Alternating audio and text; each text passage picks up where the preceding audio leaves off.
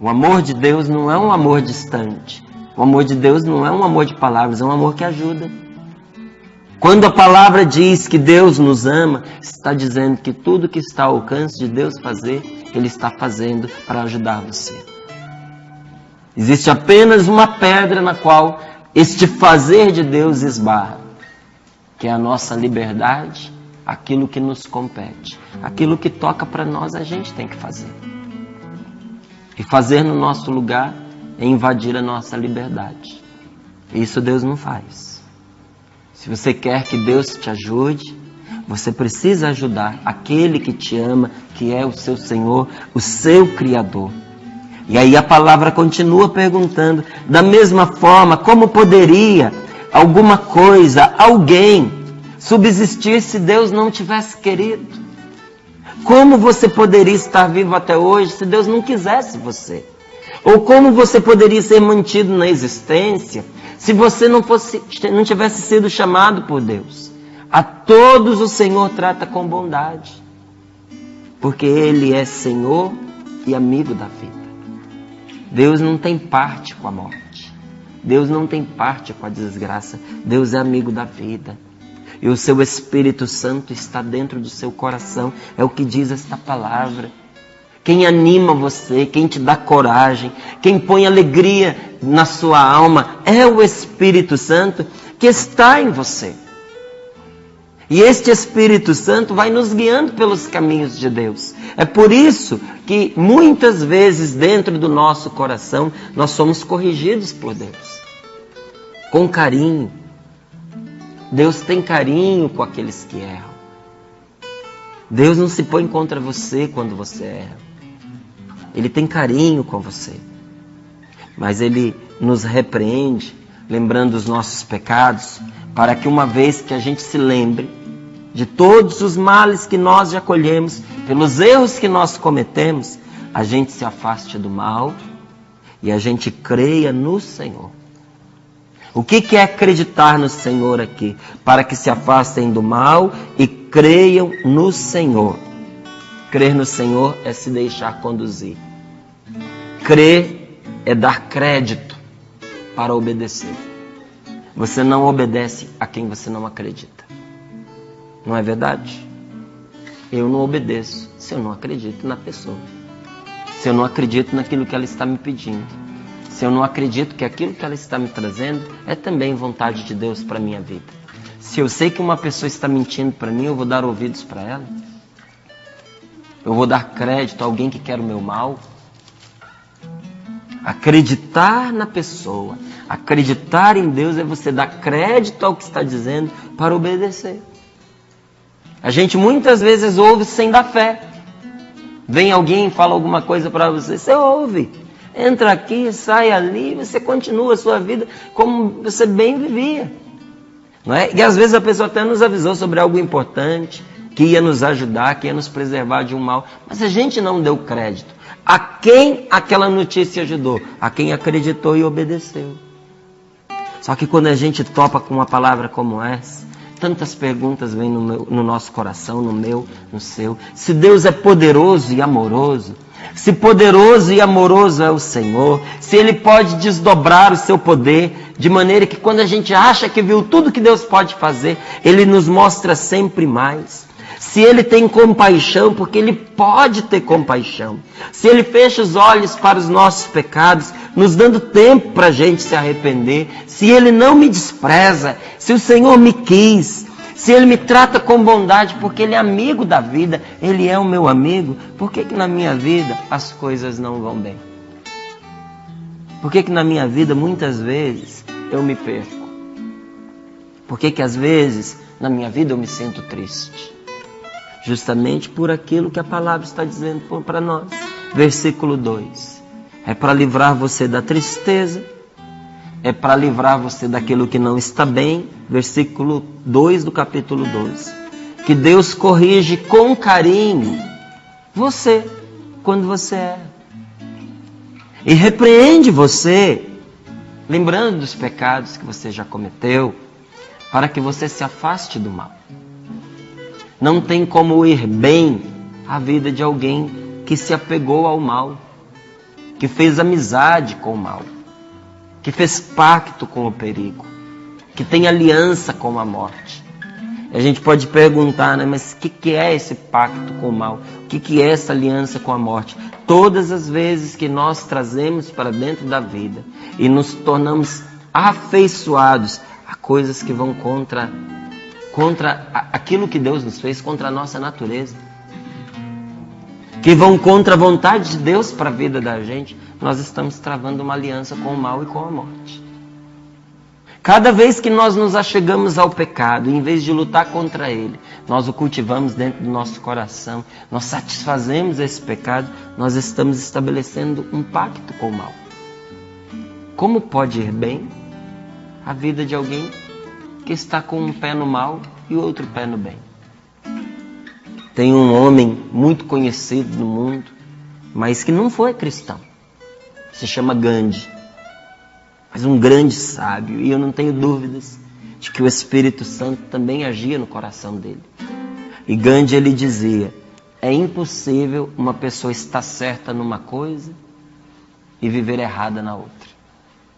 Porque todas as vezes que a pessoa está errando de verdade, fazendo mal, querendo aquele mal em algo, a vida dela inteira caminha para o mal, porque a gente é um todo. Nós somos um todo. Eu não posso ser honesto aqui e salafrário ali. Então, quando eu estou indo bem, quando eu estou com a verdade, é em tudo da minha vida. Quando eu fecho com a verdade, quando eu me decido pelo bem, eu estou pondo para fora o mal. E quando eu me alicio, me deixo aliciar, e quando eu me alio ao mal, eu estou banindo o bem da minha vida. Como é que Deus faz com que a nossa vida caminhe bem? Porque a gente se pergunta, não é? Por que as coisas na minha vida não estão bem? Deus corrige com carinho aqueles que estão no erro. Às vezes aqueles momentos difíceis que fazem a gente perguntar, meu Deus, por que isso desandou? É uma oportunidade que Deus aproveita para nos mostrar aquilo que na nossa vida não está bem. E olha, o pecado é o motivo da nossa tristeza. É só a gente vasculhar o coração. Os nossos pecados e os nossos apegos, eles são o motivo da nossa tristeza. Deixa que Deus seja o motivo da sua alegria. Deus pode eliminar o motivo de sua tristeza. Ele pode matar a raiz do pecado. Ele pode mudar o coração. Não é isso que esta palavra está falando para nós? Que Deus muda o coração, instruindo a pessoa com carinho, afastando a pessoa do mal, falando com ela para que ela acredite. Existe um dom muito especial do Espírito Santo, é um carisma, chamado dom das lágrimas.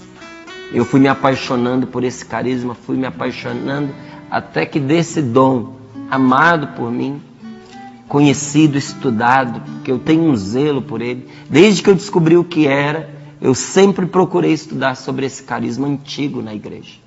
Uma das formas mais antigas de oração. E de tanto estudar sobre ele e amar esse dom, dele brotou um livrinho. Mas o que é esse dom das lágrimas? O dom das lágrimas é quando a pessoa se encontra com Deus e tomando conhecimento da verdade dela. Às vezes uma verdade de dor, de pecado, de monstruosidade, de deformidade, porque todos nós, sem exceção, trazemos isso dentro de nós. E quando a gente topa com essa verdade dolorosa, a gente chora.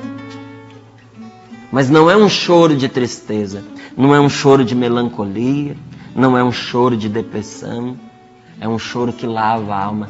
Sabe quando você põe pelas lágrimas para fora tudo aquilo que estava intoxicando você? Às vezes a gente chorar desintoxica a gente, desintoxica a nossa alma. Lembro quando meu filho era pequenininho, o médico que cuidava dele dizia, não tenha medo da criança chorar. É o único jeito pelo qual a criança sabe conversar. E ele dizia, tem 6 motivos pelo qual a criança chora. Não sei se eu vou lembrar todos agora. Fome, sede, frio, calor, desconforto e dor. Esses são os motivos. Então, quando a criança está chorando, você vai lá e vai experimentando. Se não é calor, pode ser frio. Se não é desconforto porque fez xixi, porque fez cocô, não é? Pode ser alguma dor que ela está sentindo, mexe no ouvidinho, veja. Você vai descobrir. A criança só tem esse jeito de falar. A última coisa que você deve fazer é a criança chorou, enfia o peito nela. Porque você está impedindo a criança de falar. Você vai dar o peito se você perceber que ela está com fome. E tem horário para dar o mamar. Então, se ela está chorando antes do horário, fome não é. E se você toda hora dá o peito, o que você está ensinando? Que quando essa criança tiver um problema na vida, ela deve resolver comendo. Ela não está com fome. Ela está sentindo dor. Você dá comida, você está dizendo para ela que o remédio para a dor é a comida. Se ela fez xixi, ela fez cocô, ela está chorando. Você, em vez de verificar a fraldinha, você dá leite para ela, você está dizendo para ela que quando ela estiver desconfortável, ela tem que comer. Então a gente vai criando na própria criança uma cultura que não é legítima, verdadeira, não é verdade. E dizer, deixa chorar. Deixa chorar porque chorar abre os pulmões, dá capacidade respiratória, lava os canais lacrimais. A criança só melhora quando chora. Às vezes a gente precisa chorar. Que é para poder expandir os pulmões da nossa alma, sabe? Nós temos o direito e o dever de chorar as nossas dores. De chorar a pessoa que a gente perdeu. Tem muita gente que adoeceu porque foi incapaz de chorar o luto da pessoa amada que perdeu, a pessoa que partiu. Sob aquele pretexto, pretexto ridículo de eu tenho que ser forte. Quem disse que você tem que ser forte, segurando, represando as suas lágrimas? Deixe seus filhos verem que você também chora. Mesmo que você seja o pai e a vida inteira aprendeu que o homem não chora. Deixe seus filhos verem que você também chora. Que você também é humano. Que você também tem limites. Que você também tem fraqueza. Mas se isso já faz bem pra gente, no âmbito humano, da nossa vida cotidiana, eu lhe digo, espiritualmente também. Vá diante do Senhor. Abra o seu coração. E olha, se for preciso, diante dele chore. Porque lava o coração da gente. Os santos, eles almejavam muito esse dom das lágrimas. Porque ele purificava o coração, lavava os pecados, dava arrependimento, devolvia a alegria e a paz. E além de tudo, abria a inteligência da pessoa para entender as Sagradas Escrituras. É um dom precioso, mas é um dom. Não é forçar o choro. Ele vem espontaneamente quando a pessoa se dedica à oração. Eu digo para você, diante desta palavra, há uma solução para aqueles que se perderam. E se você se perdeu em algum momento da sua vida, tem uma solução para você. Ouça a voz do Senhor dentro do seu coração que te corrige com carinho. E que se repreende você. E se em algum momento o remorso aperta dentro do seu coração, é Deus falando com você para que você se afaste do mal e creia nele. É voltar do caminho errado. Se você estava no caminho errado, volta. Retrocede. Ah, meu Deus, que vergonha eu ter que voltar atrás nas coisas que eu fiz, no erro que eu cometi. Não, vergonha é continuar no erro. Errar, todo mundo erra. Mas só permanece no erro quem é estúpido. Você errar é prova da sua humanidade. Mas você insistir no erro, mesmo sabendo que está errado, é da mostra de estupidez. Você não é estúpido. Deus te criou bem. Criou você uma pessoa inteligente. E nesta manhã Ele está dando a você coragem para se converter. Olha, nada refaz tanto a gente, nada nos faz tão feliz e alivia tanto a nossa alma quanto dar o braço a torcer quando a gente está errado. E dizer, olha, realmente eu errei. Quando você diz eu errei, você está zerando o seu erro para recomeçar. Só que dessa vez vai ser diferente. Você vai recomeçar com Deus. E olha, essas coisas todas, elas vão acontecendo nas grandes situações da nossa vida, mas também nas pequenas. Começa por arrumar o próprio guarda-roupa, a própria gaveta, a própria casa. É ir colocando as coisas em ordem. Enquanto a gente vai arrumando a vida por fora, o Espírito Santo vai nos arrumando por dentro. É esvaziar as gavetas da alma, é colocar para fora, diante de Deus, tudo aquilo que estava perturbando e amargurando a nossa vida. Você já viu como dentro de nós, às vezes o coração aperta? Esse aperto tem nome angústia. E existe uma coisa boa que nós podemos fazer com as nossas angústias. Trazê-las sempre diante de Deus. Sabe esse aperto dentro de você? Traz diante de Deus. Diz a Sagrada Escritura que Deus é socorro sempre presente na angústia. E uma das coisas que nos angustiam é a gente achar que Deus não vai nos atender por causa dos nossos pecados. Não é? Foi isso que essa palavra nos revelou? Não, foi o contrário. Tens compaixão, Senhor, porque tudo podes. E fecha os olhos aos pecados dos homens para que se arrependam. Amas tudo o que existe e não despreza nada do que fizeste. Tratas com bondade, porque tudo é teu, Senhor. Nós somos teus, Senhor, e tu és amigo da vida. Assim o Senhor corrige com carinho aqueles que erram e os repreende, lembrando-lhes os seus pecados. Para quê? Para que se afastem do mal e creiam no Senhor. Porque Deus amou você e tudo pode, você não deve mais nada ao seu pecado. Porque Jesus morreu para salvar você. Não deixe que a tentação te engane, falando que você não pode se aproximar de Deus. Porque pelas coisas que você já fez na sua vida, você não será atendido. Isso é mentira. Inclusive eu lhe digo, existe um socorro sobrenatural à sua espera nos momentos mais dolorosos e difíceis da sua vida. Existe um socorro de Deus que Ele guarda para aqueles momentos mais dolorosos e mais difíceis. E é só nesta hora que este socorro se manifesta. Pode ser que você esteja enfrentando atualmente um dos maiores dramas da sua vida. Agora é a hora do socorro sobrenatural.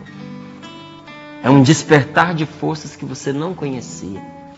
Mas isso acontece a partir do momento que você se une a Deus, nesse momento de dor que você está passando. Como é que diz a palavra no final? Para que se afastem do mal e creiam em Ti, Senhor. Para que isso aconteça, é preciso acreditar. Porque só toma posse quem acredita. Se alguém diz para você assim, olha, você recebeu de herança em uma fazenda enorme. Só que a condição para que você tome posse da fazenda é que você vá lá. Você precisa ir lá, tem 1 mês para você comparecer e assinar as escrituras, as mudanças, vai passar tudo para o seu nome. A pessoa só vai se ela acredita. Ela precisa acreditar para ir tomar posse. E se ela não acredita, aquilo que era para ser dela não vai ser. As coisas de Deus precisam ser tomadas posse pela fé. Toma posse desta palavra. Tomar posse pela fé é a gente viver como se a gente já estivesse vendo esta palavra se realizando. É como se a gente visse o invisível. E essa fé que nós temos, ela cresce com a intimidade com Deus. Se você diz, olha, a minha fé é muito pequena, eu acho que esse é o meu problema. Ninguém nasce abarrotado de fé. A fé, ela vai crescendo passo a passo. Os grandes santos que você admira, um Papa João Paulo II, uma Madre Teresa de Calcutá, Irmã Dulce, que está aí vivendo esse processo de beatificação, canonização. Essas pessoas, não é, que são cheias de fé. Eu tive a oportunidade de estar ali na igreja lá na Bahia, da Irmã Dulce, lá em Salvador. Não lembro o nome da igreja, mas eu lembro que o tempo inteiro, enquanto eu pregava, tinha na minha frente uma frase da Irmã Dulce sobre a fé. E como aquela frase me ajudou durante o encontro. Aquela mulher de fé, ela foi o que foi porque cresceu na sua intimidade com Deus. Aquela fé que arrastou muitas pessoas a participar da missão dela. Aquela fé foi crescendo. Hoje a gente vê uma canção nova assim maior, com tantas pessoas aqui participando desta obra. E a gente olha muitas vezes para o Monsenhor Jonas. A gente diz, é um homem de fé. Mas essa fé que ele tem foi crescendo. Passo a passo. Um pouquinho a cada dia. Um passo de cada vez. Como que cresceu? Pela intimidade com Deus. Ninguém que não seja íntimo do Senhor pode dizer, eu tenho muita fé. Mas olha, a partir do momento que você vai se aproximando dele, ele vai nos dando esse dom e a gente vai crescendo também. Por isso que a palavra de Deus nos garante, o justo vive da fé. Porque a fé nos faz viver. A fé muda os nossos paradigmas. A fé nos dá coragem para fazer o que sem ela a gente não faria. A fé nos leva a novos caminhos. A fé nos faz conhecer novas pessoas. A fé nos faz experimentar o céu aqui na terra. Por isso que o justo vive da fé. Depois que a pessoa experimentou a fé, sem ela a pessoa não se sente mais nada. A gente podia até ter uma vidinha mais ou menos antes da gente experimentar de verdade o que é a fé. Mas depois que a gente experimenta, ninguém quer voltar à vida que tinha. Porque a gente descobre o que é a vida de verdade. O justo vive da fé. O homem que se decidiu por Deus. Porque talvez a palavra justo incomode você e não ajude você a tomar essa decisão, porque a gente fica pensando, eu não sou uma pessoa justa. Tá bem. O homem e a mulher que se decidiram por Deus vivem da fé. Deus quer dar essa graça a você nesta manhã. E se você se ajudar, a sua vida vai virar. A sua vida vai dar uma virada. Porque você tem um Deus que é poderoso e amoroso, que tem compaixão de você, porque Ele pode ter compaixão, que fecha os olhos aos seus pecados, dando a você a chance de se arrepender, mas que não te abandona. Com amor e com carinho, Ele vai te instruindo de como você deve voltar. Você quer abraçar esse Deus maravilhoso nesta manhã e dizer, eu quero, Senhor. Eu quero que o Teu Espírito Santo que está em mim me conduza, que me corrija com carinho. Muitas vezes eu tive medo da dureza, Senhor. Mas como me consola esta palavra que diz que o Senhor corrige com carinho. Eu aceito, meu Senhor. Corrige-me com carinho dos meus erros. E, Senhor, se eu tiver que tomar um caminho errado, repreenda-me. Me lembra o meu passado, de quando eu me afastei de Ti, quanto mal eu vivi, quanto mal eu experimentei, e me convença pelo Teu Espírito Santo, Senhor, a me afastar do mal. Que eu dê crédito à Tua palavra, que eu Te obedeça, Senhor, e me deixe conduzir por Ti. Vem, Espírito Santo de Deus, vem sobre nós.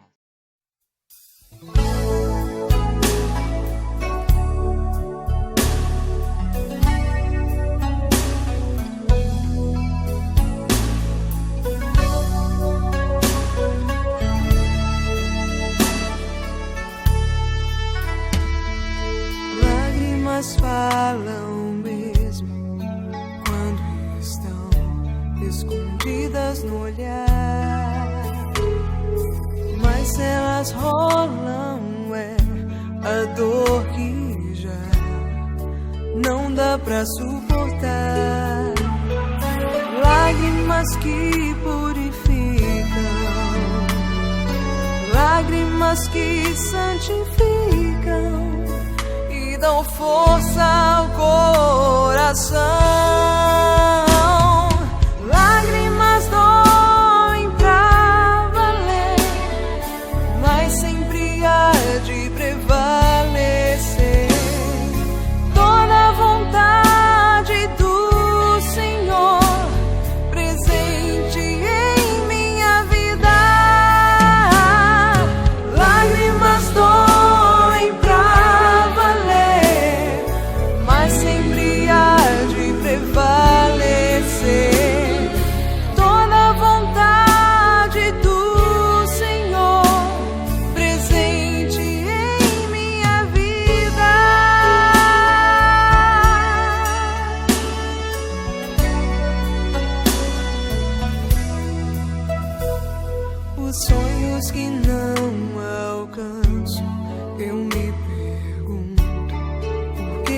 não quis.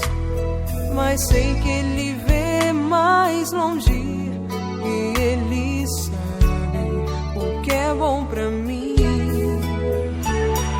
E se eu chorar a noite inteira, logo pela manhã o meu Senhor as minhas lágrimas enxugará, enxugará.